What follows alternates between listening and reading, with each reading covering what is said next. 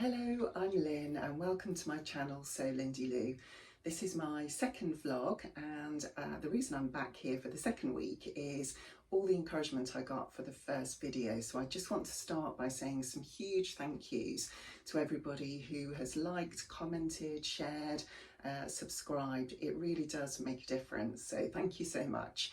A big thank you to my friends, particularly my non-sewing friends who have watched the video and given me some feedback. I really do appreciate it. And thank you also, I want to give a quick name check to Sam from So Let's Sparkle with Sam. I met up with Sam a couple of weeks ago for a coffee and said to her I was thinking of doing a vlog, and she's been doing it for about 2 years, so I just wanted to have a chat with her and get some pointers and also, you know, say, is it worth doing? Do you enjoy it? What are the pitfalls? You know, what's the upside? What's the downside? So it was really great to have that chat with Sam. So thank you, Sam, and thank you for sharing as well on your Instagram. Again, I really do appreciate it. So what I'm going to talk to you about in this vlog is I'm going to go back to my plans that I talked about last week and just go through what I've actually made during this week. It's Saturday morning as I'm recording this, so I've had almost a week of making because my last video went out on Monday. So I'm going to share with you where I'm up to with my plans. I'm also going to talk you through a couple of things that I've made recently, one being what I'm wearing, so I'll go through that in a moment. The second one is the Emily dress that I talked about in my plans video last week, and then I've got a couple of other things on my chair over here that I'm going to talk you through as well. So I'll start off by talking about the Emily dress because I've mentioned this, the dress behind me, on the vlog last week. That was the main thing that I was planning on making by the 28th of July, which I managed to do, thankfully. The reason being I'm part of the Thready Set Go group, and one of the things that happens in that group is there's a pattern each month that you can join in with making, and then at the end of that month, which this time is the 28th of July, there is a bit of a party where we get together and we show off the various different versions that we've made. So this is the version that I have made of the Emily dress. There is a top version as well. So I chose to make the V-neck version, and I chose to make the bishop sleeve version, which is this. It's got it's gathered into the sleeve head, and then it goes into elasticated cuff at the bottom. And I did actually look up why it's called a bishop sleeve. I wondered, is it, you know, what you'd probably expect, that it's similar to a sleeve that a bishop would have worn, and that was exactly why. It is that sort of ecclesiastical link back to the style of sleeve that bishops would have worn way back when. So that's the name of the bishop sleeve here. I chose to do this particular style because this fabric is really lightweight. It's a viscose lawn, so it's very drapey. It doesn't hold its shape that well, so I thought the puff sleeve version, which I really like to be honest, wouldn't work as well in this fabric because that would have needed to hold that sort of puff shape at the shoulder seam. So I decided to go with this bishop sleeve version. And I also added the tie because, having watched a few other vloggers who have made this dress, I watched the video by the Northern Soul Sisters, so thank you for your video. That was great, really good insights into that. And what you have with this dress is it's quite big around the waist, and my waist is my slimmest part, so I wanted to pull it in at the waist. Most things I wear, actually, apart from on really hot days where I want to have something baggy and, you know, not really touch my skin, as we've had recently in the UK, I do like things that are pulled in at the waist, so I've added the waist ties as well. So I will add a photograph in. Oh, actually, before I put it back, I'll just show you the little label that I put in as well, which says handmade. It's a Kylie in the Machine label. I think I'm going to have to take it out and put it in the middle though, because when I checked it, I'm sure I folded this centre back piece in half and marked where the centre was, but clearly I got it wrong because it's very off centre. So yeah, I just chose this because there we go, there's the camera. I wanted to pick something where the colours matched, so that's the label that I went for. Now, I did make a few notes as I was making the Emily dress. I'll just grab my notebook, and just in case you decide to make it, just particularly, actually it's not so much to do with the dress itself or the pattern itself, it's to do with the fabric, the viscose lawn. So if you decide to make something in viscose lawn, these are just a few of the settings that I changed on my machine so that the machine didn't chew up the fabric. What I noticed when I used a test piece of fabric is it started to really gather the fabric rather than sewing it in a nice flat line. And what I did actually to get some tips on how best to sew with viscose lawn, I went to this fantastic book. It's probably back to front actually on the video, so I will just read you the title. It's Fabric Savvy by Sandra Betzina. And I was recommended that book by Carolyn from Carolyn Rose Sewing School, which is I tend to go there on a Monday and sew along with some other friends that I've made in those classes. So Carolyn recommended that book. It's brilliant. It's like an A to Z of all fabrics, and it gives you all the details of how best to sew the fabric, but also the the pre-care and the aftercare as well in terms of washing instructions, etc. So the few things that I did to try and stop the fabric from gathering as I sewed it is I used a Microtex needle, so a really sharp needle, and I put a brand new one in, so it was super sharp. I moved the needle position to the far left as well, because that just helps it to be a bit more stable. I changed the thread tension to 2 on my machine as well. I've got a Janome machine over here, so the thread tension is the dial on the front on my machine. So normally it's a 3, and I moved it down to a 2. And I also made the stitch length shorter. So generally I tend to sew for straight stitching on a 2.6 stitch length. I went down to a 1.8 stitch length for this, and that solved the issue of the gathering. So do let me know if you've got any other tips on how to stop fabric gathering. That worked on my machine, so hopefully if you do have any issues with viscose lawn or other lightweight fabrics, that might help you as well.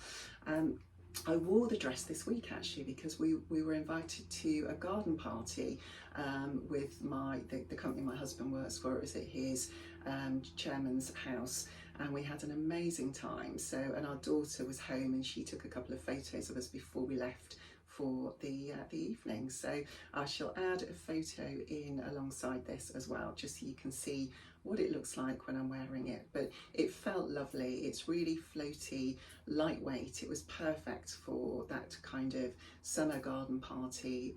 I wore it with a pair of sort of lowish heel wedges because I knew we were going to be on grass. Yeah, I was really pleased with it. So, and I actually wore it with my arch clutch bag that I showed you that I'd made last week as well. So I'll pop a picture in of the arch clutch bag alongside it as well. So the other thing I've been making recently is what I'm wearing here, which is the Cigaro set by Friday Pattern Company. I've been looking at this set for a while and admiring other people's makes, but I wasn't sure about making it for me as a set.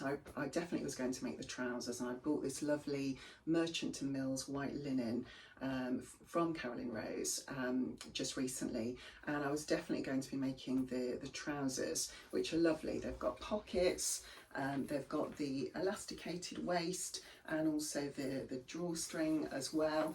But you will have definitely seen this this set around, because there are loads of makes on Instagram if you follow other sewers, and it generally is a cropped version, so you can normally see a little bit of skin between the top and the bottom. Now, I don't want to do that. I'm at an age where I don't really want to be showing my midriff off. I'm not sure I ever did, to be honest, but I decided I would give this pattern a go because I'd seen other people hack it and make it a little bit longer. So actually the way I'm wearing it, I think it looks like a jumpsuit, which is great, because you get the best of both worlds. You get the style of a jumpsuit, but without that issue of having to take the whole thing off when you need to go to the loo. So I can just undo the trousers, and I don't need to take the top off. So I'm really pleased actually with the pattern. It was very easy to make.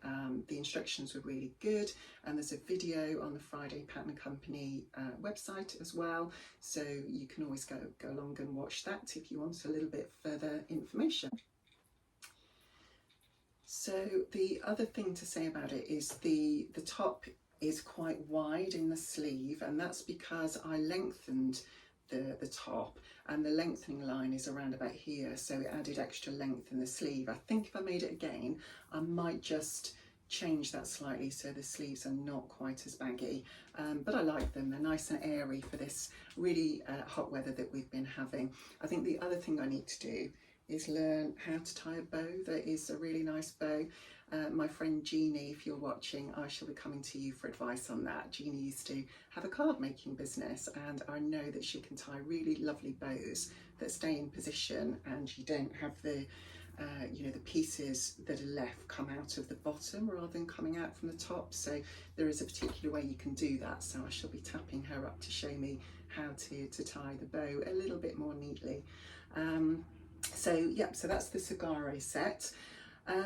The other thing I've been working on this week, which was also on my plans video, was the Bestie Bag by Blackbird Fabrics, and this is where I've got to with the bag. So I'm going to be making this silver denim version. So I've done as much as I can. You can see that I've added the pleat into the bag, so I'm making style B, which has got the pleat because it just gives you a little bit more room. And the lining fabric that I've chosen is this lovely Faces fabric. I can't remember where I had this from. I've had it in my stash for ages and ages, and I tend to use it for bag linings and things like that, where you just need a small scrap of fabric. I decided to add a zip into my internal pocket because I quite like to have a pocket where I can put my keys and things like that, save them rolling around the bottom of the bag. I've had other bags where it's just got an open pocket, as this one is on the pattern, and things just fall out of it. So I decided to add in a zip. So I've overlocked all my edges, I've added the pockets to the front and the back, and I'm just now waiting for a zip to arrive. I realised that I hadn't got a zip the right length in my my zip stash for that bag, and I wanted a really nice one with a metal zip, so I needed to get one the right length, because of course you can't stitch over a metal zip. So I'm just waiting for that to arrive, and I will get that finished this week. So I'm quite pleased that I managed to make the Emily dress. I actually made that on Tuesday. It took me about 4 hours, so it was a nice quick make. The only thing I did on the following day was just to hem it, because I needed someone to help me measure the hem from the floor, which I roped my husband into doing whilst we were watching Sewing Bee on Tuesday evening. He wasn't very happy with that because he was really worried he was going to get it wrong, but he did a good job. So thank you, Nige, for helping me with that. And then, as I say, I started the Bestie Bag, which was my other make on my plans video. So I'm quite pleased with where I got to this week. The other thing that I wanted to just update you on, I asked the question last week about what to make with this lovely palm tree fabric from Fabric Godmother, because I was concerned about not wanting to make anything that distorted the pattern, because it's got that lovely palm tree pattern running all the way down the front, and I wanted to make something that was going to be really I suppose really plain on the front, so that you'd got, you know, the full extent of the pattern of the fabric. And I had loads of amazing suggestions on my vlog, so thank you so much for those. The one I think I'm going to go with, and I really should have thought about this in advance, is I actually went on a pattern drafting course recently with the lovely Sarah from My Handmade Wardrobe. It was a residential retreat, albeit I didn't stay over because I live fairly close, so I just travelled in each day, and it was over in Market Harborough, just on the edge of Leicestershire. So that was 3 days. We did the Thursday, Friday, Saturday, and what we did as part of that is we made a bodice block So it's very creased because it's in calico and it's just been folded up, but you'll see all of the markings on the fabric as we were drawing on it and getting the fit just right. So the purpose of the course was to come away, certainly with a bodice block. Some people, depending on how quickly they got their fit right, they actually even did the skirt as well. I didn't, because I wanted to play around with a few things and I really wanted to get the fit of the bodice right. I normally have to do a full bust adjustment on most patterns, and I wanted to get a block where I could use it to make all sorts of other top styles without having to use a pattern and make those adjustments each time. So what we've ended up with, as you can see, is just a round neck bodice block with a basic sleeve. I'll just put my arm in so you can see. It's just a basic sleeve, as you can see there, a straightforward simple sleeve sewn into the sleeve head with no gathering. And so from that I can of course make a top, whatever kind of top I want. And so when I came back, I did some adjustment actually whilst I was there on the course, and then I've since have made a wearable toile to make it into a v-neck. So change the pattern to have a v-neck here, and I also then wanted to have a puffball sleeve. So I've got this lovely cardboard version of a puffball sleeve. I created a long version, so if I ever want to create a bishop sleeve from it, I can do that as well. And I've got some lines on here to show me where to cut it off if I just want the short puffball sleeve. So it was a fantastic course. I really enjoyed it and I'd recommend the course. I'm not being asked to promote it, I'm just letting you know because I really enjoyed it.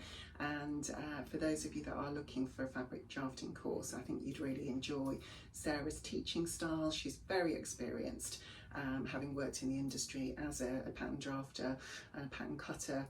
So you'll learn a lot from Sarah and also from Emma, who supports her on the course as well. So when I came back, I made a wearable toile. Excuse all the bits of cotton, it's not finished off by any stretch of the imagination, but you can see that I put in this lovely puffball sleeve. So it's a lined sleeve. I just used some white lining cotton. But what I realised when I tried it on again is, with this type of sleeve and the weight of the sleeve in it, this part of the sleeve, the top of the shoulder actually is too wide. So the sleeve ended up starting off my shoulder sort of down here, and it just didn't have the right effect that I was looking for. So what I need to do this week going forward is take this sleeve off, shorten the shoulder, and then reattach the sleeve. And then I need to decide what to do with the bottom of the top as well. I just added on an extra piece of fabric that I had, but actually the fit isn't right on that. So I think what I'm going to do is take the bottom off and use the double width of this fabric and turn it into a peplum. I think that then will make this a wearable top. So I shall be working on that this week as well. And then the other thing that I've been finishing off this week is we started a pattern at the Carolyn Rose Sewing School, and it's this Simplicity 9918. I'll just bring it closer so you can see. The reason we decided to do that pattern is at the sewing class I go to, that I've been attending for probably about 2 years, we generally like to use either fabrics that we've not sewn with before, so it stretches us and gives us something new to learn, or a technique that we've not done before. And one of the techniques was shearing. So, and the dress has got, in fact, on the dress itself, the pattern comes with channels where you fit the elastic in, but we all decided to do a sheared back instead because that was the technique we wanted to try. So you can see it's got lots and lots of stretch in it. And I absolutely love this fabric. It's a viscose chalet, I think it is, from Minerva. But I think I told you in my last vlog, I love animal print. I love red and pink together. It's one of my favourite combinations. I've already got a blouse in this fabric, In fact, no, this one is Visco's Lawn. That's right, my blouse I've made previously was the Visco's Chalice, or Chalet or Chalice, I'm not sure how you pronounce that. So that's what I've been working on this week, just finishing it off, because where we got to on the course, I've made the majority of the dress, I've just needed to line it. So I added the lining just into the top. I just need to finish it all off and hand sew it now to the zip, and make sure that's all finished nice and neatly inside, and add a label as well. I haven't done that yet. It's one of my favourite parts of finishing off a garment, is choosing the label to go with it. I've got a whole selection of labels, and every time I see them advertised, I think, no, I'm not going to buy any more labels, but there's always one that catches my eye, and they're generally fairly inexpensive. So yeah, so I may be adding one of my new ones in. So this dress is fitted, and I just need to add on the the sleeves as well, once I've got the lining finished off, and then do the hem, and that one is done. So it was a bit of a tricky sew, I would say. Obviously, being one of the big 4 patterns, they're not quite as straightforward. The descriptions are not as detailed, I would say, as the indie patterns, which are what I'm used to using. We just found that one because we liked the fact that it had got the elasticated back, and we were looking for something that all of us liked the look of, and we're happy to sew, because we all tend to make the same item in the class. But we all regretted it, actually, because it wasn't straightforward. Some of the pictures were a bit deceptive, and we had quite a bit of unpicking, and with the Visco's Lawn it's quite difficult to unpick because you end up with little holes, and if you're not careful you get little runs in the fabric as well. So it was slightly frustrating to sew with, I would say. So that's a shame, but it's almost finished, and I will be finishing that off this week. So I'm just going to have a look, see if there was anything else I was going to be talking to you about. No, I think that was it, actually, for this week. The only other thing I thought I'd mention, because I mentioned it on my Instagram, is where the name comes from. So the name of Sew Lindy Lou it was my mum that taught me to sew, probably when I was around about the age of 10, I think. And I sewed quite a bit when I was at school, because I used to make my own school skirts, you know, just to keep up with whatever the fashion was of long or short. So I could always, you know, knock up a quick skirt to have the latest fashion from the magazines. I was an avid magazine reader back in the day, and because my mum taught me to sew, her nickname for me is Lindy Lou. My full name is Linda, actually, but I only get called that when I'm in trouble. Everybody calls me Lynn. So hence the name, So Lindy Lou. So that's where the name comes from. So I just thought I'd give you that little bit of extra information on this vlog, and I will share a bit more information about me and, you know, my background, and I'll also be adding in a few more tips and hints as I go through as well. So I hope you've enjoyed this week's vlog. I would love it if you would subscribe if you haven't already, because that helps other people to find the channel. It suggests it to other people from the other types of video that you subscribe to.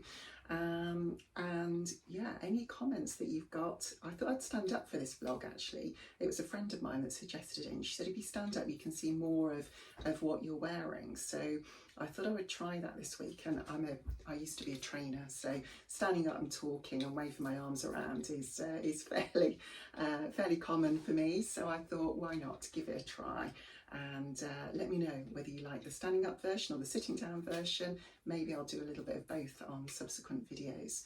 I'm actually in my office rather than the sewing room today. The reason being, it's so hot in my sewing room, which is our conservatory. I've just not been able to sew in there at all recently because it's been so warm in the UK, and today it's quite muggy and overcast here. I'm just near Stratton-on-Avon, right in the middle of the country, but actually it's been so hot and sunny, I've just not been able to spend any time in my conservatory at all. So I've taken over a corner of my my office, and I've got a lovely long desk, 2 metre long desk in front of me that I can sew out with a window right behind. So it's lovely and light, and I can put my fan on and open my window, and it's been nice and cool in the mornings in here because the sun is on the back of the house where the conservatory is in the morning, so there's no chance of being in there at the moment. But I quite like it in here actually. I might reconfigure things because what I've got over on this side is my big bookshelf with all my business books on it, but you never know, I might reconfigure it and put all my sewing things on there instead, and use it for my sewing room because I do quite like it in here. So anyway, that's enough of me waffling on. Have a brilliant weekend. Hopefully I'll get to share this over the weekend, so that will still be true. If I don't share it till Monday, I hope you've had a lovely weekend, and let me know what your sewing plans are for the week ahead as well, and I'll keep you posted in my next video with how I get on finishing the Bestie bag and also finishing off the Simplicity sheared back dress as well. I'm sure I'll pick up some other things to sew this week too, but I have got quite a busy week actually, so I think that probably will be it. The other thing I'm going to do actually is start to think about my August plans as well, as we're almost into August now, and think about, you know, what are the challenges that are coming up for, you know, the sewing community. What do I want to join into, and you know, will I plan to make anything for those? Because actually this Cigaro set, I was encouraged to make this by the Sew, I'm just trying to think what the name of it was. I think it's Sew Something Together for Summer or something similar to that, by Jen Legg and Susie from Sewing in Spain.